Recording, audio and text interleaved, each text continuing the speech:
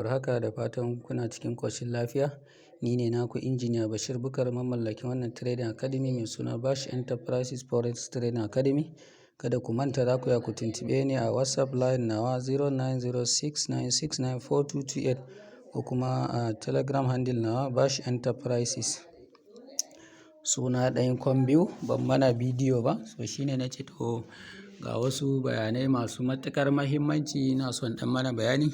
Kuma na ga mutane suna struggling da ishin waɗannan rules ɗinnan da dokokin nan, more especially kamar group namu na ajin da muke koyarwa, kamar London model group namu, na ga suna struggling da waɗannan abubuwan. Wanda za su yi subscribing a ajijuwanmu na smart money concept ko kuma na koyar da strategy na London model, za su iya ku tuntuɓe ni ko a WhatsApp line nawa ko a Telegram nawa domin ku yi subscribing. So ajin na wata uku ne, daga January, February, March, amma duk wanda ya subscribing yanzu ya biya kuɗi to dai zai dinga running program na a bonus ne har wannan watan ya kare, sannan a January mu fara lissafi. January, February, March za ku ya ku tuntuɓe ni don samun ƙarin bayani.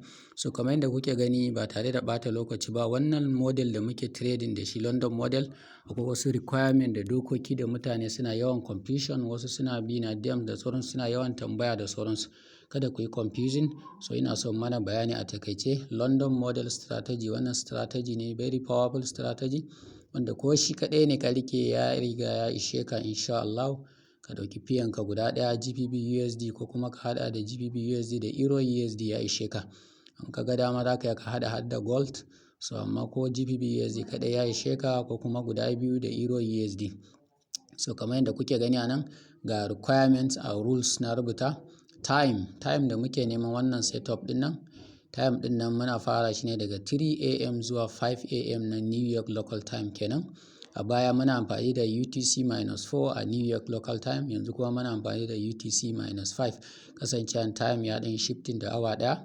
So abu na biyu da muke nema, so abu na farko time ne, dole wannan time ɗin ya shiga abinda muke kiran shi da window time, sai ya buɗe kafin za mu nema setup namu mu shiga kasuwa. Matukar time nan bai shiga ba to ba za mu shiga kasuwa ba, ko meye ne muka gani a kasuwa.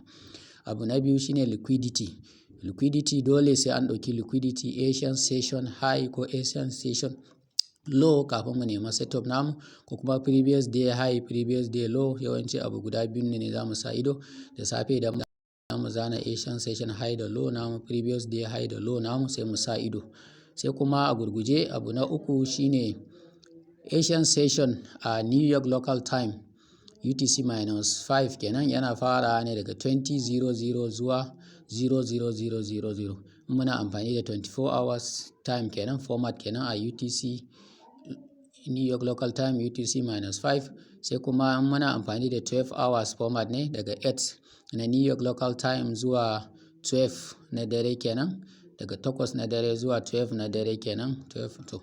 Sai kuma Asian session din nan muna amfani da Nigeria local time ne, yana fara daga karfe 4 dare zuwa karfe 6 dare ne, 6 na safe ne Asian session yake karewa. To sai an zo an ɗauki wannan high din nan na Asian session da aka gina daga karfe 4 dare zuwa karfe 6 dare kafin nan mu shiga kasuwa, ko kuma previous day high ko low. A gurguje ba tare da ɓata lokaci ba, sai ga waɗannan abubuwan idan akwai su ba za mu yi trade ba. Aka ce no trade if there is, kamar akwai NFE news, kamar non-farm payroll news. A ranar da akwai non-farm payroll news ba za mu yi trade ba, kwata-kwata ba za mu shiga kasuwan ba, ko da safe ne ko da yamma ne ko da daddare ne.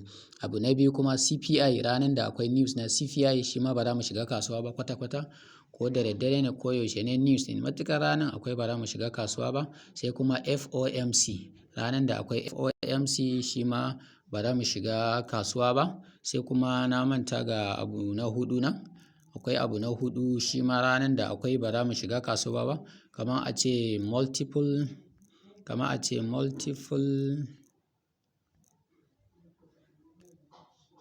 in akwai multiple news on a particular pair, multiple news on a particular pair during the London session. So abu na hudu kenan, in akwai multiple news kamar misali a ce akwai news na karfe 7, karfe 8, karfe 9 a wannan PM da muke so mu yi trading din kuma a wannan session din shi ma ba za mu yi trade ba, za mu yi haƙuri. So idan matukar wayannan muka gani so dole za mu yi haƙuri da sauransu. Sai kuma A plus setup, ta yaya za mu san A plus setup da kullum muke ta cewa A plus setup, menene wannan A plus? A plus setup nan for sell scenario, wannan A plus setup ne yayin da muke neman sell scenario. Me muke so mu gani? Muna so if market trade above New York open midnight open price, New York midnight open price time, yayin da kasuwa ta yi trading New York midnight open price, to ta yi trading, to idan muka samu ta yi trading a sama kenan, a saman sa na open price din muka samu sell, to setup namu yana da za mu lissafa shi a cikin A plus setup. Sai kuma A plus setup na buy scenario, yayin da kasuwa ta yi trading below New York midnight open price muka samu setup a wurin, shi ma A plus setup ne na buy kuma dai duk da dai ba kullum ne ake samun wannan abun ba da sauran. Sai kuma A plus setup if market create a SMC divergence between the Euro USD and GBP USD, wannan ma wata A plus setup ne yayin da muka samu abin da ake kira da SMT divergence tsakanin Euro USD da GBP USD, shi ma A plus setup ne. Sai kuma magic time namu stroke kill zone time, shine yake farawa da kamar yadda na yi bayani a sama 3 AM zuwa 3 AM zuwa 5 AM na New York local time, in muna amfani da UTC minus 5 kenan. Sai kuma nan daga 9 AM to 11 AM a Nigerian local time kenan ga 'yan uwa masu amfani da Nigerian local time, kuma ban bar ku a baya ba, GMT plus 1 kenan, to kasancewa da karfe 8 ne amma yanzu time ya dan shifting ya zama daga karfe 9 zuwa karfe 11, amma da daga 8 zuwa 10 ne, kun sani. Sai kuma entry namu sai mu duba yayin da aka dauki liquidity za mu nema change of character, sai mu duba fair value gap mu shiga a shi, ko kuma a order block ko a breaker block ko kuma a mitigation block ko kuma yawa. Sannan muka samu wayannan sai mu zo mu duba duk wanda muka samu, sai mu duba yana premium ne ko yana discount ne, sai mu duba yana premium zone ko yana discount zone, sai mu shiga a wanda ya dace. Sai kuma SL namu kamar da na yi mana bayani a kwanaki, SL namu below first fair value gap candle. So yayin da muka samu fair value gap candle, kasancewa fair value gap formation ne na candle guda uku, candle ɗaya na farko, na biyu na tsakiya, na uku na ƙarshe. So wannan na SL namu sai ya kasance a inda muka samu fair value gap a candle namu na ƙarshe, na ƙasa kenan, tunda entry mu a tsakanin candle na ƙasa da candle na sama ne, gap din ne na ƙarshe.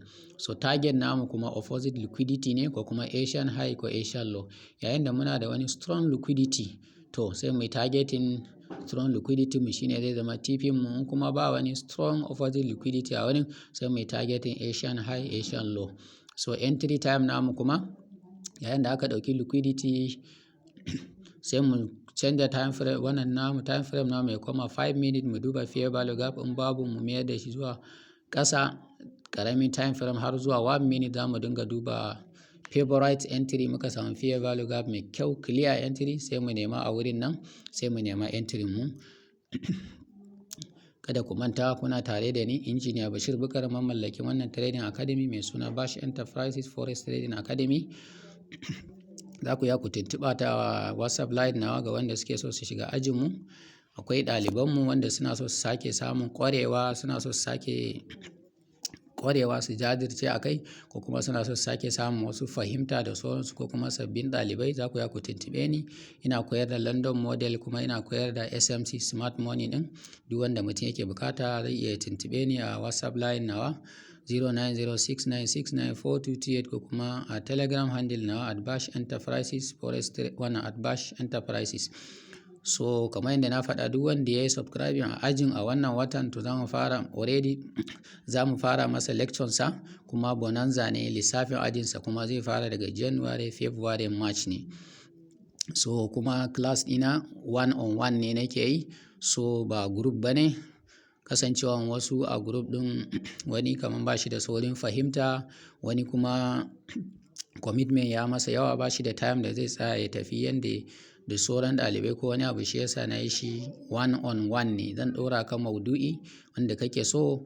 Misali za mu fara daki-daki. Idan ka fara naka sai ka koya, ka ƙware, ka dinga turo assignment, ka fahimci abin, sannan zan ɗora kan maudu'i na gaba. Kana yin ajinka, wani ma yana yin ajinsa, ba ruwanka da sauran jama'a da sauransu, hankalinka kwance za ka yi shi. So amma kada ku manta, karatu yana son jajircewa. Duk yanda malami zai yi ƙoƙari ya koya maka, in dai kai ɗalibi baka jajirce ba, baka ba da lokaci ba, baka practicing, so abun ba zai yi ba. So da Allah kada a manta, za ku iya ku yi mana like, ku mana share, ku mana comment, saboda mu sami ƙarfin gwiwan kawo muku sabbin maudu'ai. Ni ne naku Injiniya Bashir Bukar, mamallakin wannan training academy.